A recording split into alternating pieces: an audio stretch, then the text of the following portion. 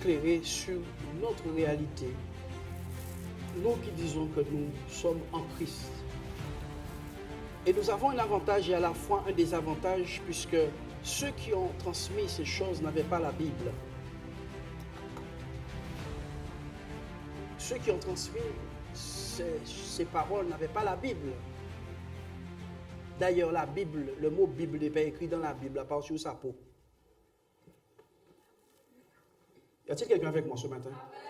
Le mot Bible n'est pas écrit dans la Bible, à part sur sa peau. Dans le ciel, quand tu vas parler à Dieu de la Bible, il ne va pas comprendre de quoi tu lui parles. Par contre, sa parole, il est au courant. Mais pas la Bible. Donc, les Saintes Écritures ont été écrites, inspirées par un esprit. Vous êtes avec moi? Ok. Inspirées par un esprit qu'on appelle le Saint-Esprit. Donc, à moins qu'un homme ne soit inspiré par l'esprit, il parle en vain. À moins qu'un homme, femme de Dieu, ne parle et que ce n'est pas sous l'inspiration du Saint-Esprit qu'il parle, il parle en vain. Je vous dis qu'il parle en vain. Il parle en vain et c'est du vent. Et le ministère des chrétiens, c'est le ministère de la parole. Vous le savez. Votre ministère à vous, c'est un ministère de parole. Vous remplissez votre ministère en parlant aux gens. Vous évangélisez en parlant aux gens. Mais ce ne sont pas vos mots qui ont le pouvoir de convaincre qui que ce soit. L'apôtre Paul a dit, je ne suis pas venu vers vous avec des discours persuasifs de sagesse humaine, mais avec une démonstration d'esprit, afin que votre foi ne soit point basée sur la sagesse des hommes, mais sur la puissance de Dieu. Paul ne veut pas et n'a pas voulu que la foi de ceux qui l'écoutent soit appuyée sur sa bonne syntaxe et sa bonne grammaire. Il n'a surtout pas voulu que ce soit une histoire d'intellectuel spirituel. Il a tout voulu sauf ça. Il a dit, je ne voudrais pas, et je suis venu vers vous, non pas avec des discours persuasifs de sagesse humaine. C'est pour cela que je ne philosophe pas avec les contradicteurs. Si je ne sais pas leur démontrer Dieu, il est préférable pour moi de me taire, parce que Dieu n'a jamais essayé de convaincre qui que ce soit de lui. Il s'est manifesté comme Dieu, et on a dû valider la chose comme venant de Dieu.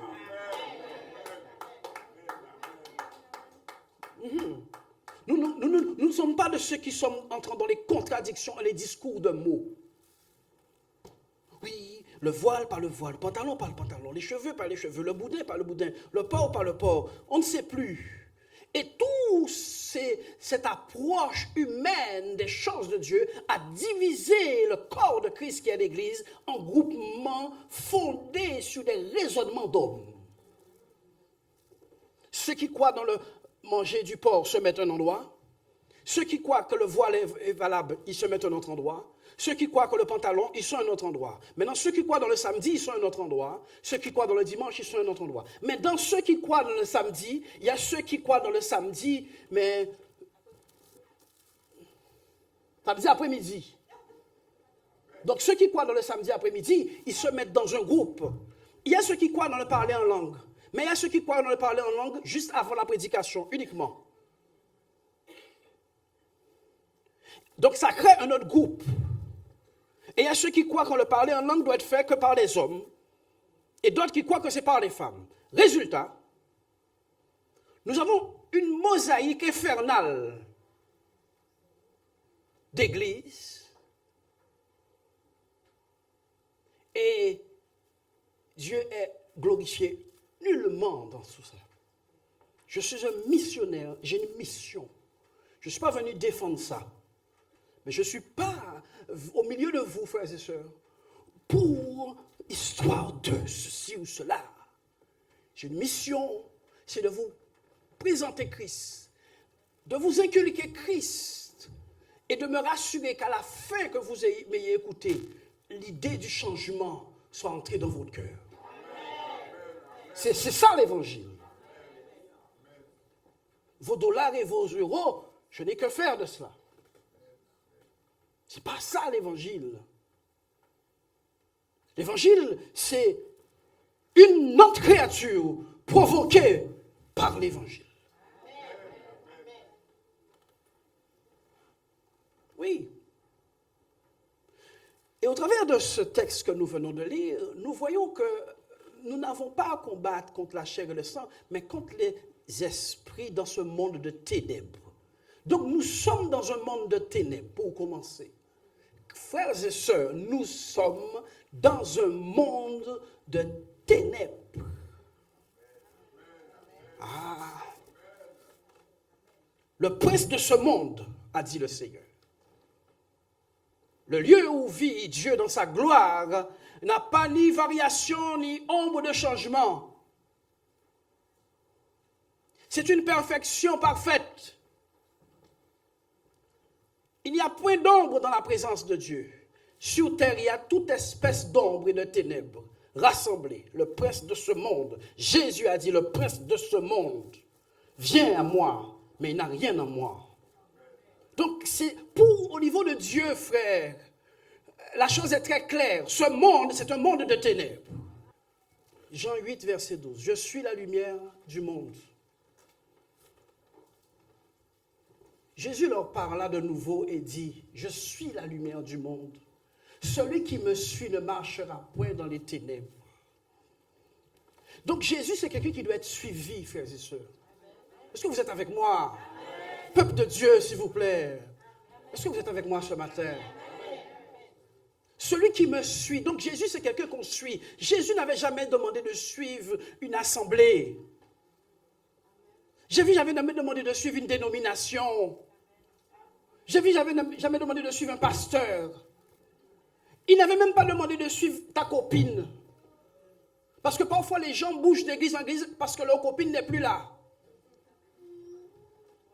C'est de la folie. Jésus a dit, celui qui me suit. Jésus, c'est quelqu'un qui marche. Dis avec moi, Jésus marche. Oui.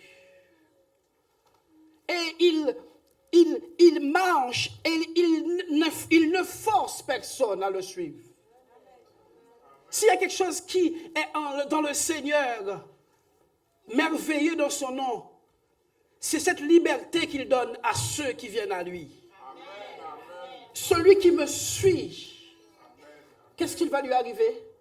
Il ne marchera point dans les ténèbres. Donc il y a un libre arbitre, un choix volontaire qui doit être engagé de la part de ceux qui disent « Je suis dans l'évangile ». Il faut un désir de suivre, pas de connaître les versets comme un pharisien. Il faut un désir de suivre Jésus. Et quand on suit Jésus, on va finalement mettre nos pas dans les mêmes empreintes que les siens. On ira au même endroit que lui. On va toucher les mêmes zones que lui. Et nous allons vivre aussi les mêmes choses que lui parce que nous avons emprunté le chemin à sa suite. Donc être en Christ, avoir Jésus comme merveilleux nom dans sa vie consiste à prendre la décision de suivre quelqu'un. De suivre quelqu'un. C'est pour cela qu'avec assemblée ou pas, tu devrais être capable de suivre Jésus si c'est Jésus que tu as choisi. Tu devrais être capable de le faire. Tu devrais être capable d'entendre Jésus sans ton pasteur. Tu devrais être capable d'entendre Jésus. Quoi qu'il arrive, il a dit, mes brebis entendent ma voix et ils me suivent. Mes brebis. Y a-t-il des brebis de Jésus ici ce matin? Le Seigneur n'avait jamais demandé toute cette mosaïque infernale. Il avait dit de le suivre. Comment peux-tu suivre quelqu'un que tu ne connais pas? Comment peux-tu suivre quelqu'un que tu n'as jamais croisé? Il y a beaucoup de personnes qui se sont baptisées et qui n'ont pas rencontré Jésus. Beaucoup et beaucoup trop de personnes qui remplissent nos communautés et qui n'ont pas rencontré Jésus. Si tu as rencontré Jésus, tu vois premièrement ton péché effacé. C'est la première chose que tu vois. Tu vois l'enfer, la porte et les portes de l'enfer fermées pour toi et sur toi. Qui fait que tu ne suis pas Jésus pour le pain et les poissons, mais tu le suis à cause de l'œuvre glorieuse qu'il a accomplie pour toi à la croix en te sauvant de la géhenne. Ton intérêt, c'est le salut et pas le matériel. C'est pas le matériel qui t'a poussé à le suivre. C'est l'œuvre sanglante, glorieuse, qui est en Christ Jésus. C'est ce qui nous a fait le suivre. Nous avons trouvé le sauveur. Israël cherchait un sauveur, n'est-ce pas? L'Église doit chercher un sauveur, premièrement. Comment peux-tu posséder pendant que tu n'es pas sauvé? Comment quelqu'un peut être dans l'abondance pendant qu'il n'est pas sauvé? Un sauveur. Le Jésus, là, qui est entré dans les cœurs, qui est entré dans les vies, pour peu qu'il soit entré, ce Jésus-là est venu pour dire, tu es perdu, homme, femme, tu es perdu sans moi, tu es perdu sans moi, tu es dans les ténèbres et tu es en enfer. C'est ce que l'évangile était venu annoncer. Repentez-vous, car le royaume de Dieu est proche. Oui. Et cet évangile qui aujourd'hui dirige le cœur de l'homme constamment vers les possessions de ceci, possession de cela, possession de ceci, a détourné le cœur de l'Église vers l'intention suprême de Dieu, sinon d'être un jour à nouveau rassemblés avec lui. C'est pour cela que ceux qui ont reçu Jésus doivent revenir à lui rapidement, dans ses traces, dans les traces de ses pas. Oui, frères et sœurs, il n'y a pas un deuxième évangile. Au-delà des apparences, l'apôtre Paul a dit, si jamais un ange venait vous annoncer un autre évangile qui soit anathème, c'est-à-dire maudit, qu'un anathème tombe sur tous les évangiles qui égarent les hommes de Jésus. J'ai dit qu'il y a un anathème sur tous ceux qui égarent le peuple de Dieu. Oui, Dieu veut que nous soyons prospères. Oui, Dieu veut que nous ayons une voiture, une maison, un mari, de l'argent. Oui, c'est la volonté de Dieu. Ce que je veux, c'est que tu sois en bonne santé et que tu prospères comme l'état de ton âme. Mais il a bien dit comme l'état de ton âme. Frères et sœurs, dites avec moi le merveilleux nom de Jésus. Oh, alléluia. Le merveilleux nom de Jésus. Qu'y a-t-il de merveilleux dans son nom? Qu'y a-t-il de merveilleux dans son nom, frère? Il n'y a qu'en son nom, lorsqu'il est invoqué, nous sommes sauvés. Ah oui, ce nom, quand il est invoqué, il amène le salut là où il a été invoqué. Celui qui invoquera le nom du Seigneur sera sauvé. Où est passé cet évangile qui ouvre le ciel aux croyants? À l'époque, nous chantions dans nos assemblées, oh oui, c'est le ciel que Jésus donne. Oh, racheté de jour en jour. Oh, c'est trop religieux cette chanson, c'est trop religieux. C'est trop, il n'y a pas de musique, il n'y a pas d'éclair. C'est religieux. C'est Jésus, c'est le ciel que Jésus donne aux rachetés. La Bible nous dit malheur à l'homme. Et l'homme, il est le plus malheureux du monde, celui dont le cœur est attaché sur cette terre. Si votre espérance n'est que dans ce monde, vous êtes les hommes les plus malheureux du monde. Voici la pensée première du Seigneur. Et si cet évangile n'est pas dans ton cœur, tu souffriras de pain, de poisson, de voiture, de chaise, de piano, de fleurs, de micro. Tu souffriras de tapis, tu souffriras de clés, tu souffriras de tout ce qu'il y a sous ce monde parce que tu n'as pas rencontré la vie. Celui qui m'a trouvé a trouvé la vie. Je suis le chemin, la vérité et la vie. Et personne Personne ne va au ciel si ce n'est en passant par moi. Personne ne va au Père. Il est le chemin. Oh, mais pasteur Dario, je cherche la vérité. Il est la vérité. Pasteur Dario, je cherche la vie. Il est la vie. Il est la vie. Il est la vie. Que donnerait un homme en échange de son âme? Il est la vie. Bien-aimés, c'est vrai que je prêche ce message de puissance. Quand vous écoutez mes messages, vous entendez puissance, puissance ceci, puissance cela. Mais frères et sœurs, comment pouvons-nous avoir la puissance de Dieu sans Dieu? Comment? Comment pouvons-nous dire la gloire sans le glorieux Jésus? Il est le roi de gloire. Il est le Seigneur des seigneurs. Il est l'alpha. Il est l'oméga. Si tu as un alpha, il te manque un oméga. Il s'appelle Jésus. Si tu es né un jour avec un alpha et qu'il te manque la fin de tes jours, tu ne comprends pas comment ta vie finit, sache que ta fin s'appelle l'oméga et c'est Jésus. Jésus-Christ de Nazareth. Alléluia.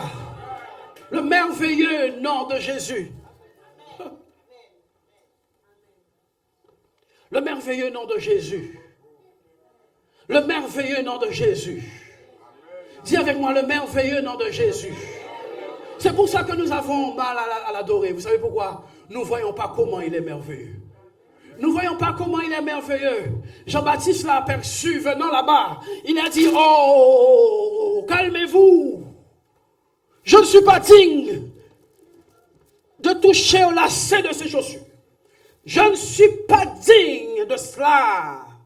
Il y en a un autre qui est bien plus grand que moi. Je vous baptise d'eau. Je vous baptise d'eau. Je vous baptise avec de l'eau. Mais celui qui vient après moi est plus grand que moi. C'est lui qui vous baptisera du Saint-Esprit et de feu. Du Saint-Esprit et de feu. Jésus plonge les hommes dans l'esprit. Jésus plonge les hommes dans le feu.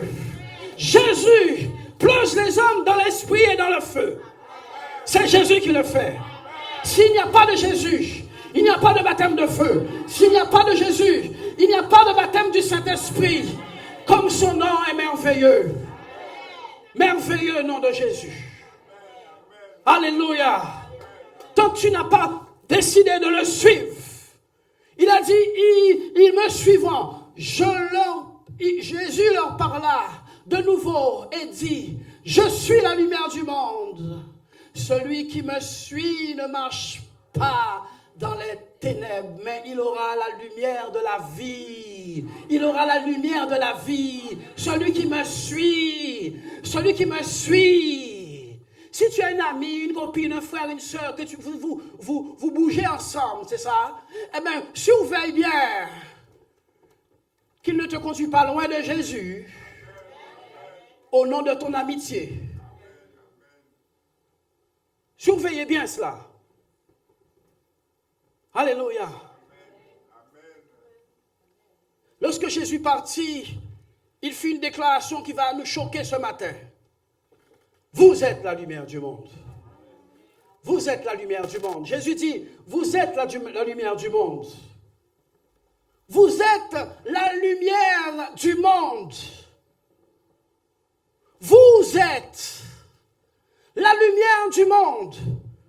Donc si Jésus était la lumière, maintenant c'est nous la lumière, nous devrions avoir systématiquement les mêmes effets que Jésus sur terre. C'est d'éclairer les hommes, c'est de les éclairer, c'est d'éclairer le monde. Éclairer le monde, éclairer le monde. Passation de nature. Vous ne m'avez pas compris. C'est une passation non pas de mandat, mais de nature. Nous avons aimé le mandat du Seigneur sans avoir aimé sa nature. Nous avons aimé le mandat. Je vais prêcher l'évangile, je vais dans les rues, je vais faire donner des prospectus, je vais faire ça. Jésus n'a pas fait une passation.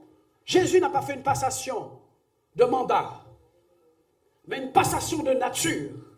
Vous êtes de la même nature que moi. Vous êtes la lumière. C'est pour cela qu'il a dit, si la lumière qui est en toi est ténèbres, à combien grands sont tes ténèbres? Frères et sœurs, nous devons comprendre que si nous ne sommes pas de la même nature que Jésus, notre mission est vaine. Notre mission est vaine. Et ce sont des propos d'hommes que nous faisons entendre aux hommes. Les hommes n'ont pas besoin d'entendre nos propos d'hommes. Les hommes ont besoin de voir la nature de Dieu révélée par nous. Les Indiens ont dit à Thérèse Osborne, ce que nous voulons, c'est le Jésus de la Bible. Quel défi! Thérèse Osborne est partie prêcher, n'est-ce pas, en Inde. On lui a dit, d'accord, ce qu'on veut, on est prêt à t'écouter si tu nous présentes le Jésus de la Bible. Et il ne parlait pas de versets. Il ne parlait pas de versets. Il y avait déjà des imprimeries là-bas. Il y avait déjà des Bibles. Donc les versets, tout le monde pouvait les posséder à un moment ou à un autre. Thérèse Osborne était face au défi. Au défi.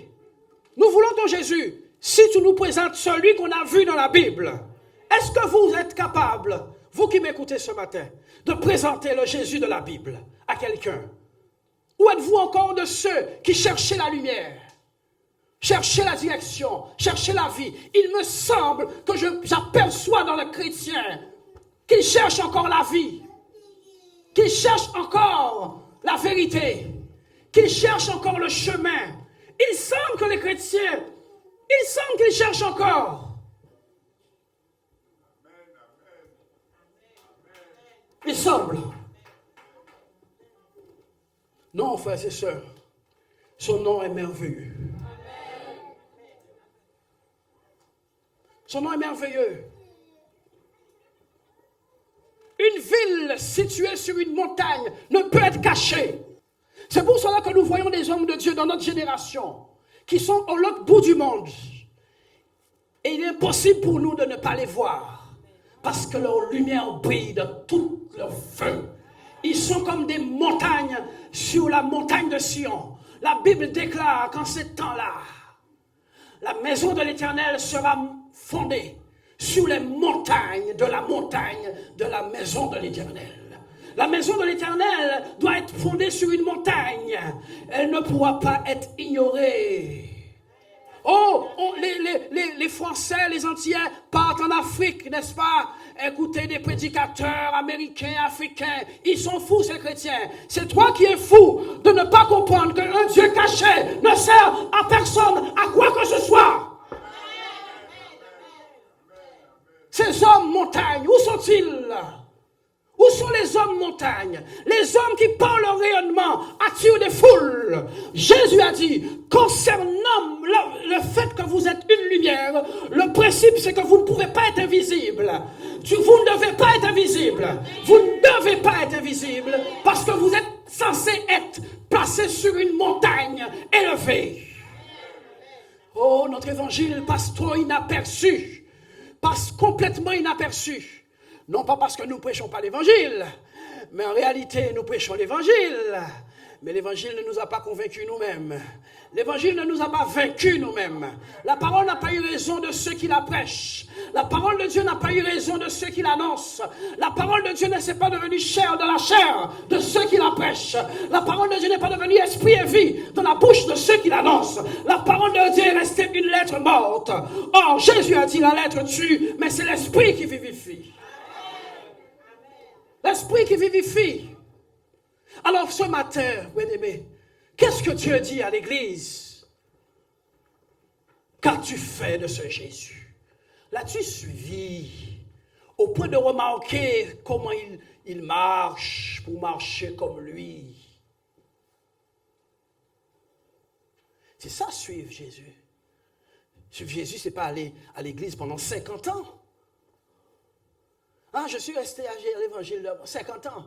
Mais j'ai déjà rencontré des gens qui ont 50 ans à l'évangile et qui en sortant de l'église injurient sans aucune gêne.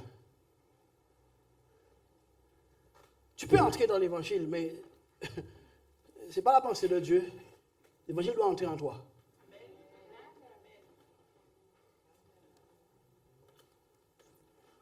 Vous êtes la lumière du monde.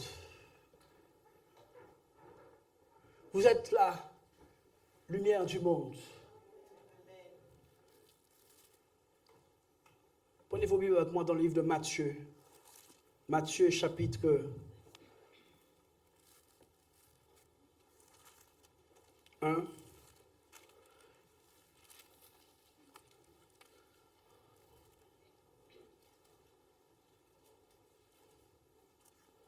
Matthieu chapitre 1.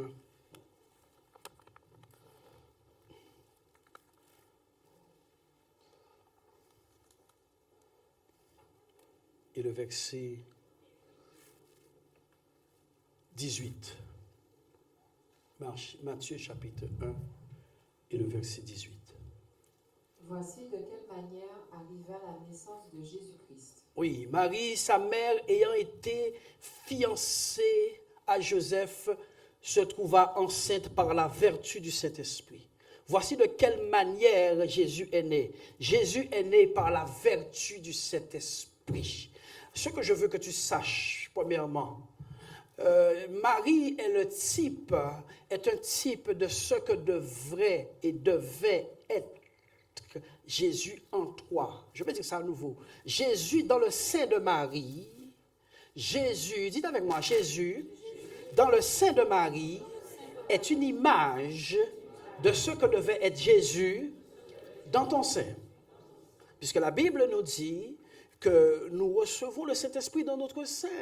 Des fleuves de vive couleront de notre sein. Est-ce que vous êtes avec moi, peuple de Dieu?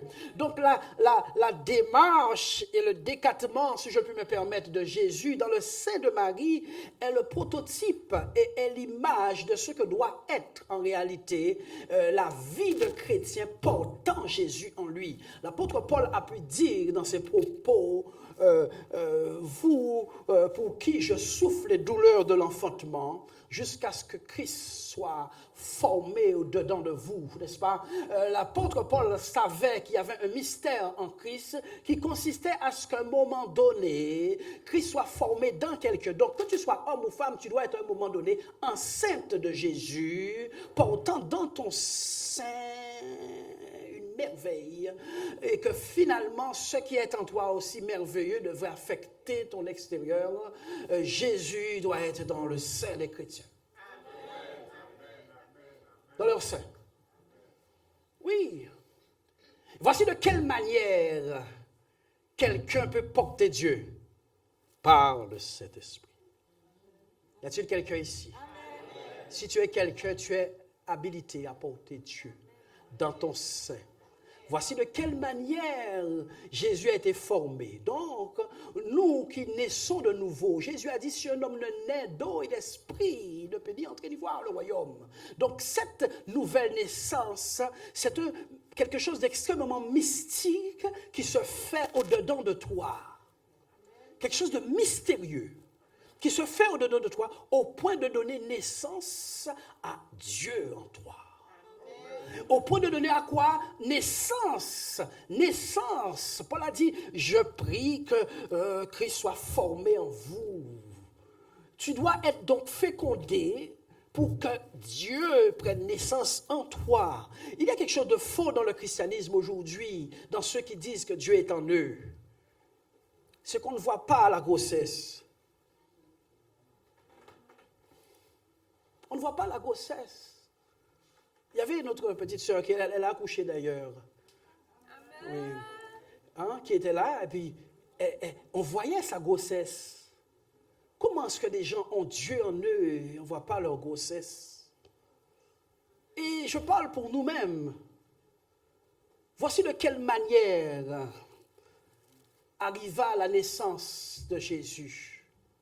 Marie, sa mère, ayant été fiancée à Joseph, oui, se trouva enceinte par la vertu du Saint-Esprit. L'arrivée de Jésus change tout de suite les normes.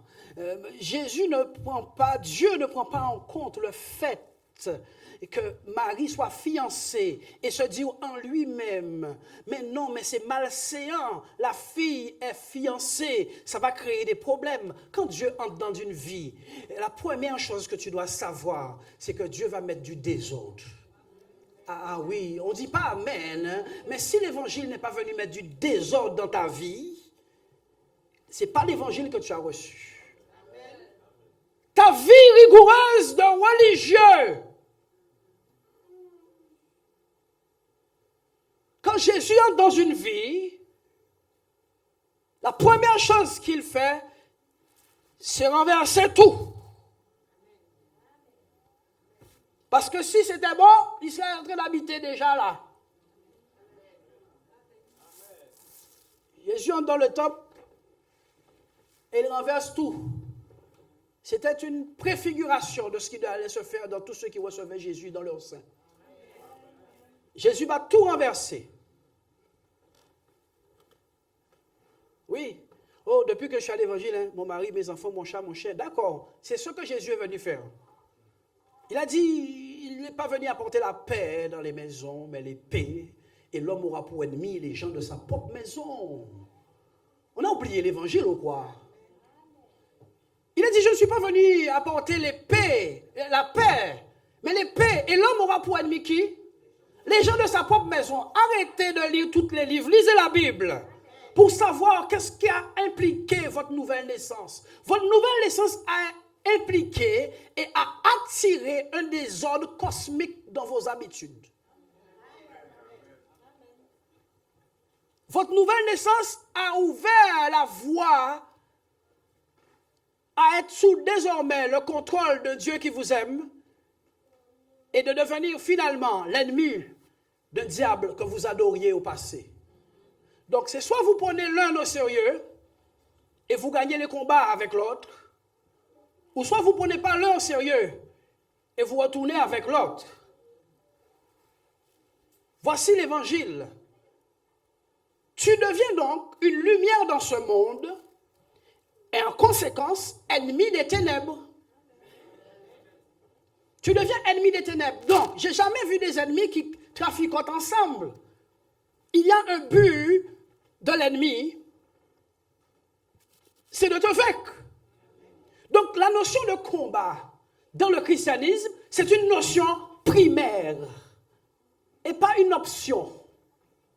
Le combat de la vie chrétienne, c'est ce que cette génération ne veut pas. Cette génération ne veut pas le combat de la foi. Cette génération ne veut pas le prix à payer qu'exige l'évangile.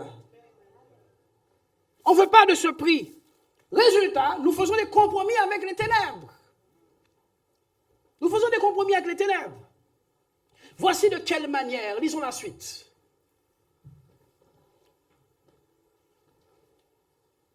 Joseph, son époux, était un homme de bien, Oui. Et qui ne voulait pas la diffamer. Oui. Se proposa de rompre secrètement avec elle. Oui. Comme il y pensait, voici, un ange du Seigneur lui apparut en songe. L'arrivée de Jésus dans une vie va attirer inévitablement le conseil de Dieu.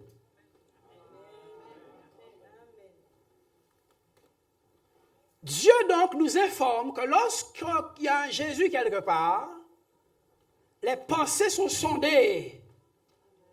Comme il y pensait. Regardez, hein? Le frère n'était pas à genoux en train de prier dans sa chambre. Il pensait simplement à se séparer de Marie. Dieu a dit non, tes pensées ne sont pas mes pensées. Et tes voix ne sont pas mes voix. Ils sont éloignés d'une extrémité à l'autre à cause de ce que tes pensées sont aussi loin des miennes. Je viendrai dans un songe te parler. À partir de ce moment, nous savons aussi que quelqu'un qui reçoit Jésus reçoit aussi la capacité de recevoir instruction du Seigneur au travers des songes.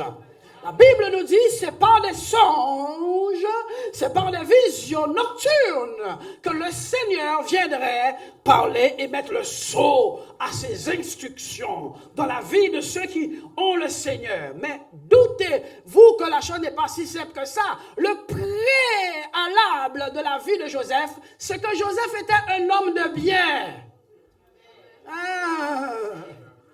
Ah oui, Joseph, finalement, va, être une porte par laquelle Dieu va parler. Et nous sommes contents que notre Jésus, n'est-ce pas, est capable de parler par des songes à ceux qui le reçoivent. Mais la Bible nous dit que Joseph était un homme de bien.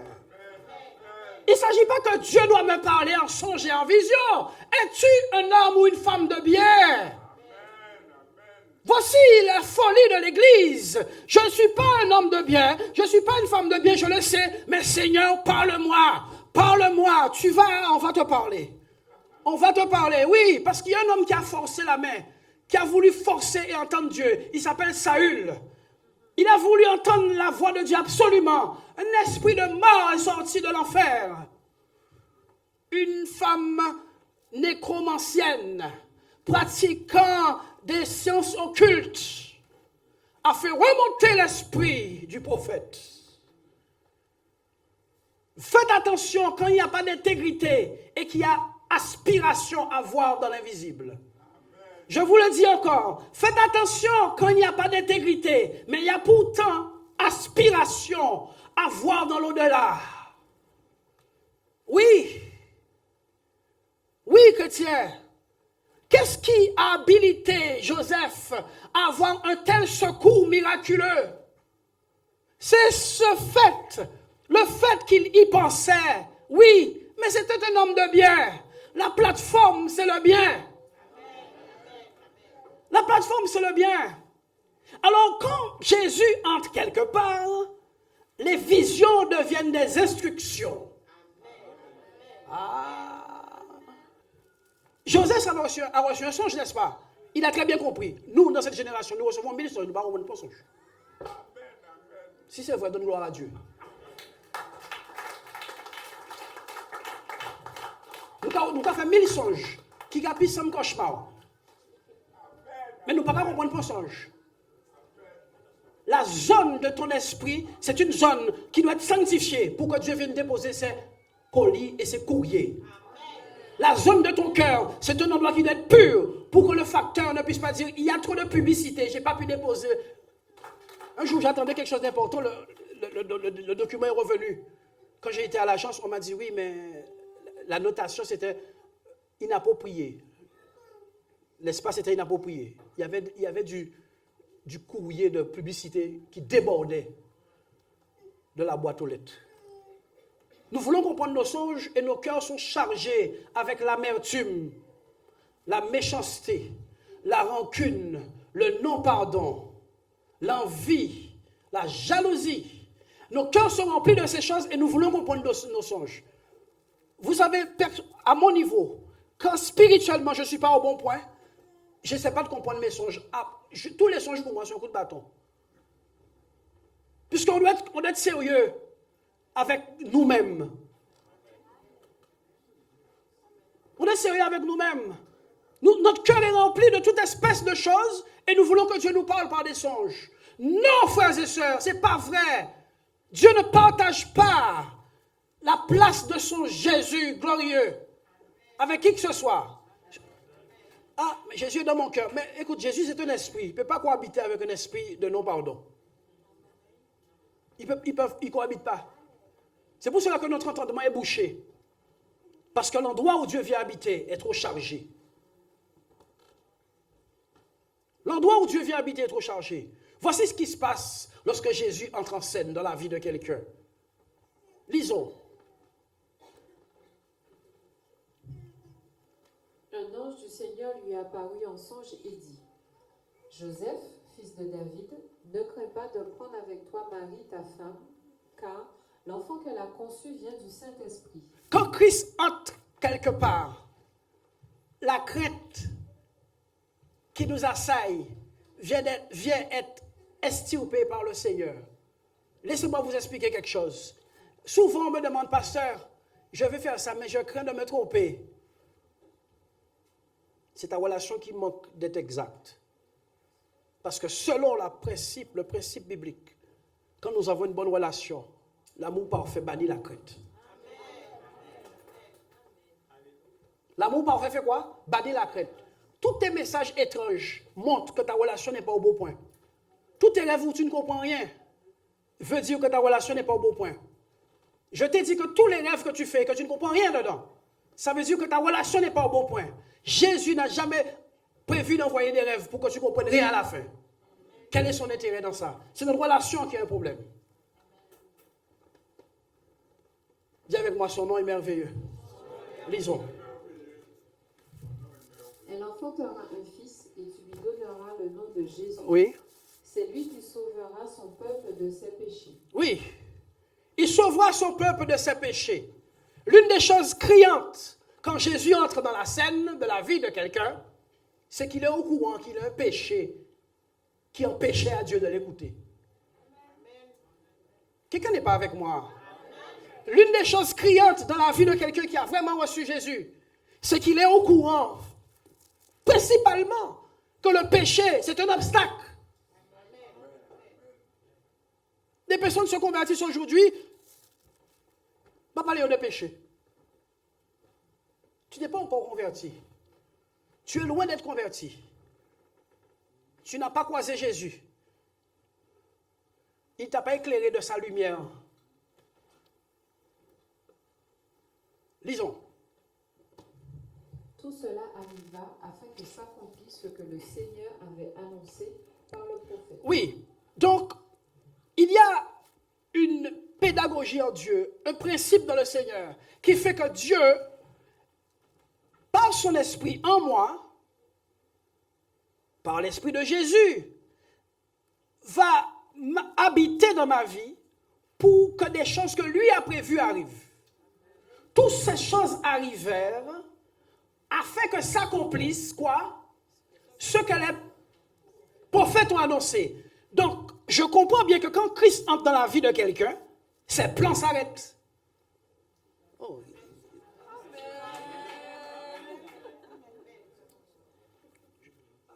Je vais faire une prière, demander à Dieu pourquoi le peuple de Dieu ne dit pas Amen. Je vais vraiment demander ça à Dieu. Moi, ce que j'entends, vous savez ce que je vous dis, je l'entends d'abord et je répète après. Je dis, voilà ce qu'ils vont entendre. Et le peuple ne dit pas Amen. Kylian Mbappé. Tu vois. Moi, je me serais dessus. Tu vois, vous rigolez, voilà. Ça rit, on rigole parce qu'on a dit Kylian Mbappé. Mais on dit Jésus. Personne ne dit rien. Frère, c'est qu'elle là. Nous pouvons jamais que nous qu'on aimer ou pas aimer. On ne peut pas faire ça fort. Ou quand vous avez mon pour un temps, pas pour tout le temps. Ou comment coûte?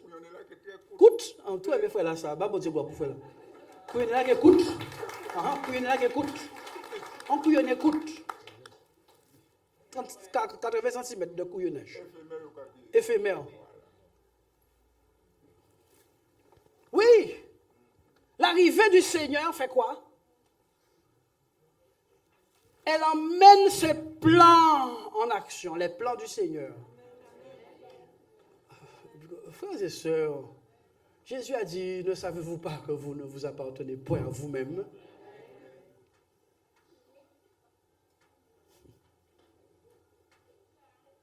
Je vais, j'y vais, j'irai, je vais, je halle.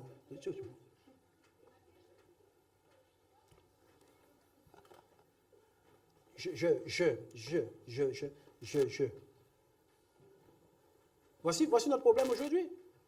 Voici le problème du christianisme aujourd'hui. C'est que c'est nous qui sommes en question, pas Dieu. Nos plans subsistent. Nos plans subsistent. Nos desseins subsistent. Nos envies subsistent. Ils subsistent tous. Vous voyez ce que l'Église fait? L'Église fait un programme et elle le présente à Dieu. Voici ce que nous avons fait. Le diable attaque, il empêche. Dieu dit, c'était programme Azo. On vient avec nos programmes, tout fait. On va faire ça, on va faire ça, on va faire ça, on va faire ça. Oh, au nom de Jésus, Satan, tu arrêtes d'empêcher les plans de Dieu. Et Dieu dit, moi, il faut parler de quoi? Celui qui bâtit la maison, si l'Éternel l'a bâti, il travaille en vain. Et celui qui veille, si ce n'est pas l'Éternel qui veille, il veille en vain. C'est pour ça que beaucoup de vos projets échouent, parce que ce sont les vôtres. Ce sont les vôtres. Je ne veux pas me trouver dans aucun plan que j'ai fait. Comment ou d'où me vient le secours alors? Puisque c'est mon plan. Seigneur, de quoi parles-tu, Dario? On n'a pas cette crainte-là. On part à l'aventure. On est des aventuriers.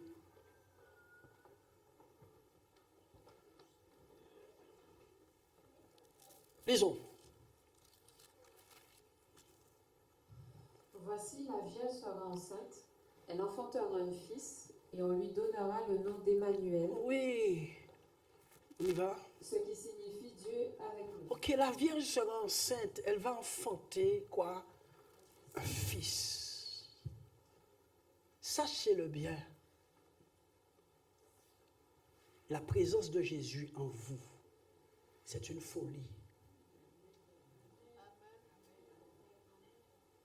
Si tu veux un Jésus normal en toi, ça n'existe pas. Joseph, oui, qu'est-ce qu'il y a? Je suis enceinte.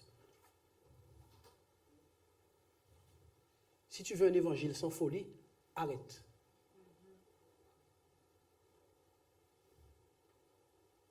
Mais oui, c'est le tempo.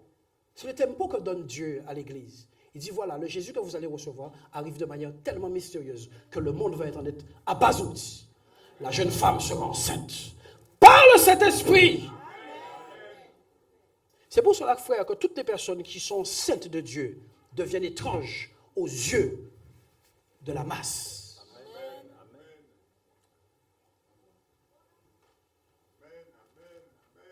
Ceux qui sont saints de l'Esprit, ils sont étranges aux yeux de la masse.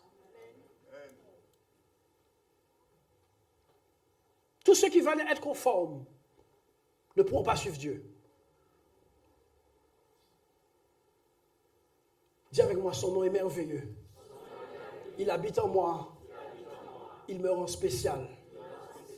Il me rend étrange, bizarre, irrecevable au milieu de la masse. Voici ce que l'arrivée de Jésus dans ta vie devait et doit provoquer. Devait et doit provoquer. Tu es bizarre. Tu es bizarre pour qui? Surtout pour la religion. Parce que s'il y a quelqu'un qui a pris l'arrivée de Jésus au sérieux, c'est Pilate et Hérode. Des gens qui n'ont rien à voir avec la religion. S'il y a quelqu'un qui a pris l'arrivée de Jésus au sérieux, ce sont les païens. Ils ont pris ça très au sérieux. Le prophète a annoncé dans sa parole, qui a reconnu le bras de l'Éternel? À qui le bras de l'Éternel a-t-il été révélé? Nous l'avons considéré comme puni par Dieu. Le châtiment qui nous donne la paix est tombé sur lui. Qui a reconnu le bras de l'Éternel? Le bras de Dieu, c'est quelque chose qui doit être reconnu. Frères et sœurs, le bras de Dieu, c'est quelque chose qui doit être reconnu pour avoir été connu. Je reconnais le frère au fond parce que je l'ai connu. Beaucoup dans le peuple de Dieu veulent reconnaître Dieu sans avoir connu Dieu. Vous ne pouvez reconnaître que quelqu'un que vous avez connu déjà. Oh tiens, ce message me dit quelque chose. Ah oui, nous étions à l'école, c'est ça? Oui, mon Dieu. Qui a reconnu le bras de l'Éternel?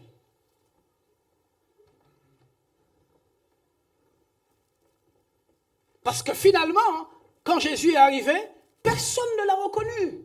De ceux qui devaient le reconnaître. Les religieux dont je vous parle. Les gens d'église là.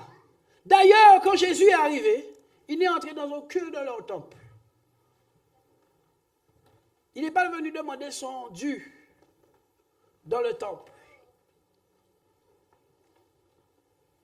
Parce qu'il était venu réformer. S'il n'y a pas une réforme provoquée par la présence de ce merveilleux nom, tu dois te poser des questions. Qu'est-ce que tu fais le dimanche assis là? Ah oui. S'il n'y a pas une réforme qui se fait, dimanche après dimanche, tu es la même personne. Tu as les mêmes faux raisonnements. Tu as le même comportement. Tu ne réfléchis. Dimanche après dimanche, année après année, tu dois à un moment dire, ai-je vraiment reçu l'évangile au-dedans de moi?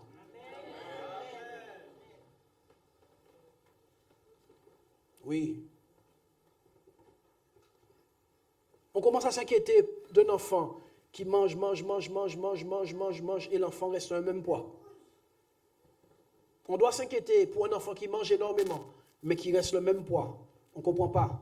Il faut commencer à aller voir les médecins. Lisons. Joseph s'étant réveillé, fit ce que l'ange du Seigneur lui avait ordonné. Les personnes qui marchent avec la présence de Jésus avec eux, à l'instar de Joseph, reçoivent instruction et obéissent aux instructions. Lisons. Et il prit sa femme avec lui. Ceux qui marchent avec Jésus entraînent dans leur sillage leur famille. Ah ouais. À cause de ce Christ qui est avec eux. Lisons. Mais il ne connut point jusqu'à ce qu'elle eût enfanté un fils, auquel il donna le nom de Jésus. Oui. Allez-y. Si je ne dis rien, vous continuez, d'accord? Jésus étant né à Bethléem en Judée, au temps du roi Hérode, voici des mages d'Orient arrivèrent à Jérusalem. Oui. Jésus étant né où ça? À Bethléem.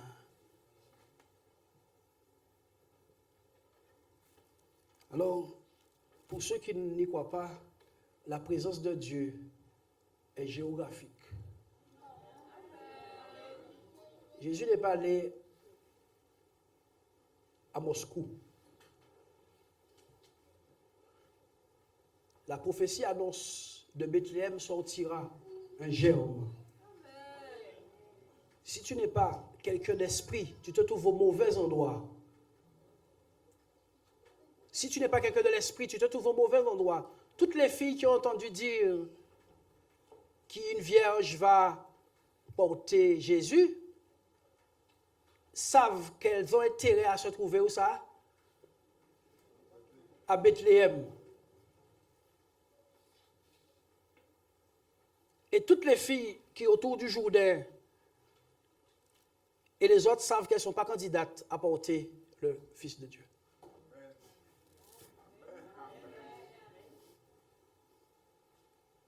Il y a un endroit où le Saint-Esprit te conduit quand tu es enfant de Dieu. Quand tu es fils de Dieu. Un endroit que Dieu a voulu. Il y a beaucoup d'endroits, mais il y a un endroit que Dieu t'a conduit. Il y a beaucoup d'endroits, mais il y a un endroit où Dieu t'a conduit. Disons.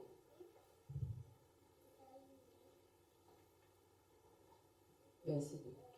Et dire, où est le roi des Juifs qui vient de naître? Car nous avons vu son étoile en Orient. Oh, bien aimé, laisse-moi entrer dans des choses mystérieuses avec vous. Vous êtes prêts? Amen. Car nous avons vu son étoile. Qui a vu l'étoile? Les mages, pas les gens du temple. Pas les gens de la religion, ils ne voient pas. Écoutez-moi, écoutez bien ce que je veux vous dire. Si jamais tu as Jésus avec toi, tu vas être reconnu uniquement par le diable et par les mystiques. Les autres seront tes ennemis. Écoute bien ce que je te dis. Si tu es né de l'Esprit et que l'Esprit de Dieu habite en toi et que tu es conduit par l'Esprit, à ta naissance, tu es reconnu premièrement par les mystiques, les mages et les autorités politiques. politique. Et je vais vous expliquer pourquoi.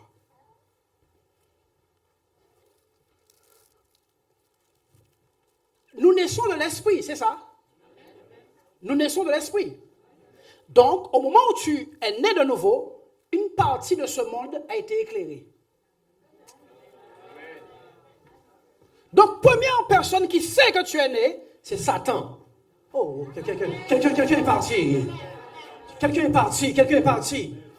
Pendant que tout le monde ne sait pas que tu es un homme qui s'appelle Billy Graham vient de naître, l'enfer éternel sait que tu es né parce que dans ce monde de ténèbres, une lumière s'est allumée.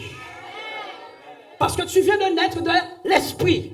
Dans le monde de l'esprit, tu t'es fait remarquer par ta nouvelle naissance. Donc dans le monde des ténèbres, on sait, il faut arrêter. C'est pour cela qu'on a tué beaucoup d'enfants à la mamelle. Oh, quelqu'un ne comprend pas ce que je dis. On a tué beaucoup d'enfants à la mamelle parce qu'il y avait trop de destinées glorieuses. Quand vous regardez l'histoire d'un homme comme Reinhard Bonnke, qui a bouleversé toute l'Afrique, cet homme a failli de mourir très jeune. Lorsque Pharaon a su qu'il y avait quelqu'un qui allait être plus éloquent que lui dans la place, il a tué tous les premiers-nés.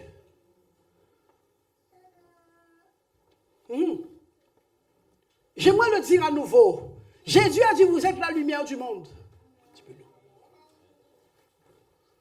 Jésus a dit, vous êtes la lumière du monde. Donc quand tu es né de nouveau, qu'est-ce qui arrive? Une lumière. D'où ça? Dans ce monde de ténèbres. Donc qui te repère en premier? Satan. C'est pour cela que dès que tu es né de nouveau, le diable t'envoie faire un faux mariage. Il t'envoie te mettre dans la mauvaise église. Il te fait s'associer avec les mauvaises personnes. Oh, quelqu'un ne comprend pas ce que je dis. Pour détruire ta destinée, je prie ce matin que ceux qui sont sous l'emprise des ténèbres sortent au nom de Jésus-Christ. Ne cherchez pas à prêcher l'évangile. Cherchez à briller. Cherchez à briller. Ne cherchez pas à prêcher l'évangile. Cherchez à briller dans les ténèbres. Ne cherchez pas à prêcher. Cherchez à briller. Les peuples qui étaient assis dans les ténèbres, oh Ramakatarababa, vit une grande lumière. Il n'a pas vu un évangéliste arriver. Il n'a pas vu un pentecôtiste arriver. Le peuple qui était assis dans les ténèbres a vu une grande lumière.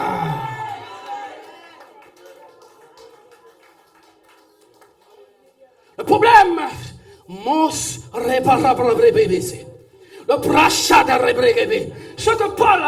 ce que la Bible déclare, c'est qu'il y avait des gens dans les ténèbres. Et ces gens-là n'attendaient pas une religion venir les secourir. Ils n'attendaient pas qu'aucune dénomination vienne les secourir. Leur problème, frère, c'était les ténèbres qui les environnaient. Dieu n'est pas fou, n'est-ce pas? Dieu a dit, le problème des ténèbres, c'est la lumière. Laisse que la lumière soit. Que la lumière soit. Que la lumière soit. Jésus apparaît. Oh, lumière du monde, au milieu des ténèbres.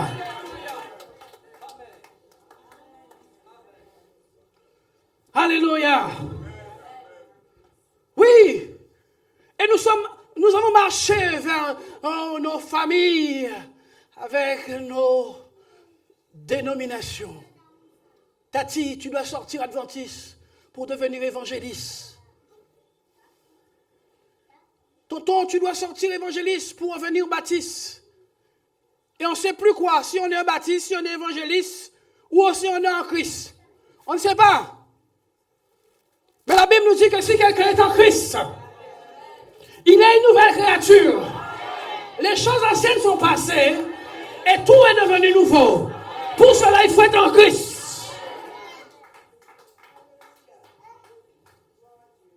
En Christ.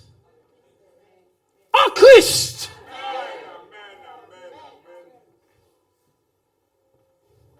En Christ, frère. En Christ. Oh, alléluia. En Christ, frère. En Christ.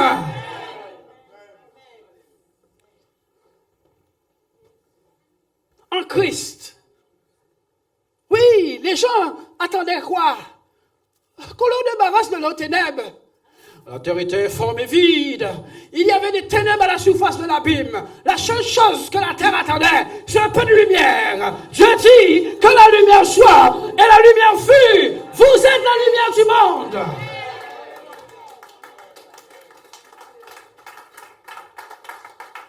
Vous êtes la lumière du monde. Vous êtes la lumière du monde. Quand ton mari ou ton oncle ou ta tati ou ton patron t'embête, brille dans ses yeux.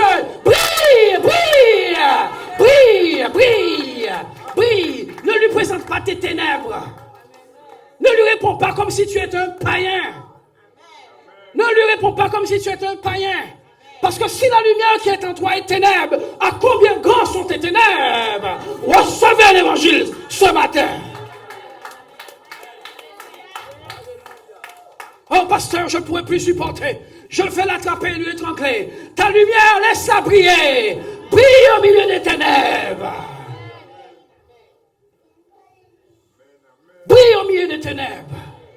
Brille. Brille, oh Jésus. Ah.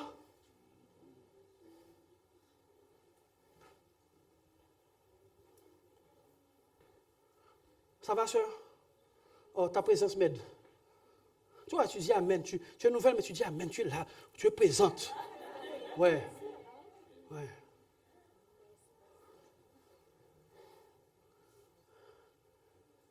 Vous êtes venu quoi écouter là? Moi? Je ne suis pas venu parler de moi. Ah, va dans une église où on parle du pasteur. Moi, je parle de Jésus. Viens avec moi, son nom est glorieux. Ah, je sens sa présence. Oh my God. Donnez gloire à Dieu. Ah. Il est glorieux par sa présence. Il est glorieux par sa présence. Allez, il est glorieux par sa présence. Il est glorieux à Shankata.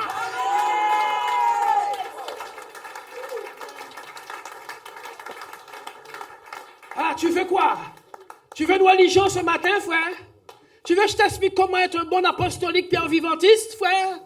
Je ne sais pas faire ça. Par contre, te présenter la gloire de ressuscité. Oui, ça, je sais le faire. Les cieux proclament sa gloire et l'immensité de sa grandeur. Son nom est glorieux sur toute la terre. Que tes œuvres sont magnifiques, éternelles. Oh!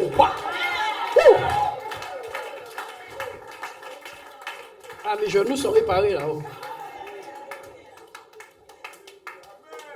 Oui, il a dit, les arbres des champs battront des mains. Les arbres des champs battront des mains.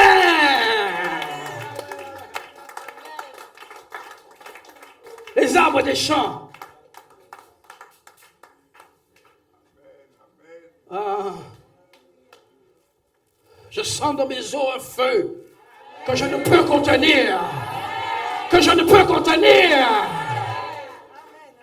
Il y a un évangile non expérimenté. C'est une fausse expérience de l'évangile. Amen.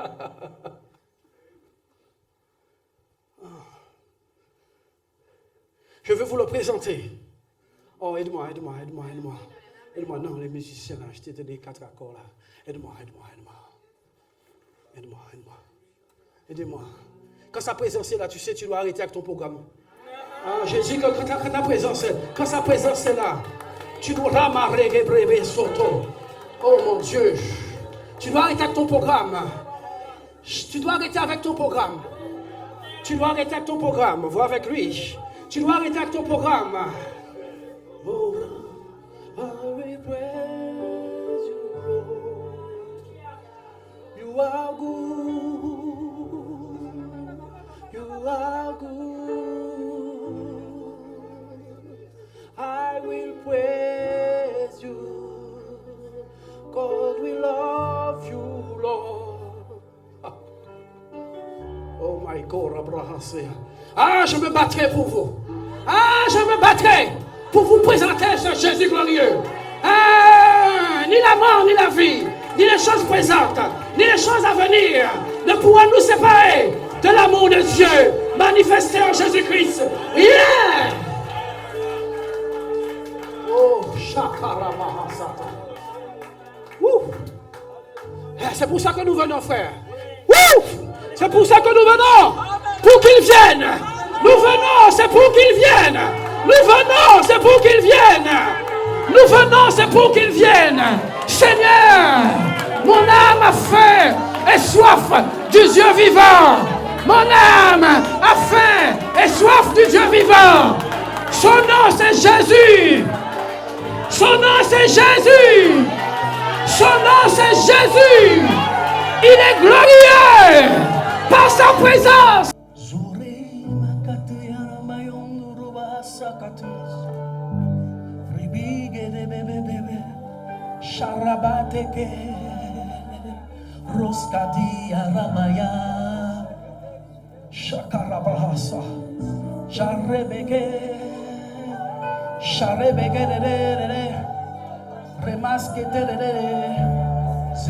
Levez-vous, mais adorez le Seigneur. Sharaba, Chorebe.